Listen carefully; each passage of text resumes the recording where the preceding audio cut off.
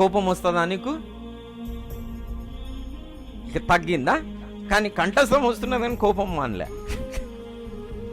చాలా మందికి కంఠస్థం వస్తుంది, దేవుని వాక్యం తెలుసు, కానీ ఏం మానలే. దాన్ని ఆపుకోలేకపోతే డబుల్ శిక్ష అని ఉన్నది సేవకులకి. నాకు ఆపుకోకపోతే ఏంది?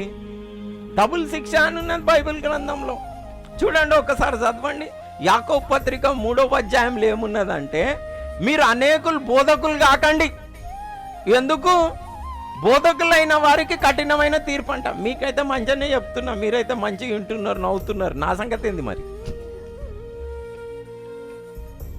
నాకు 2 గంటల శిక్ష అంటే మీకు ఒక్కడు కొడితే నాకు 2 కొడతాడు. అయినా మీతో పంచుకుంటున్నా నేను. వారికి కఠినమైన తీర్పు.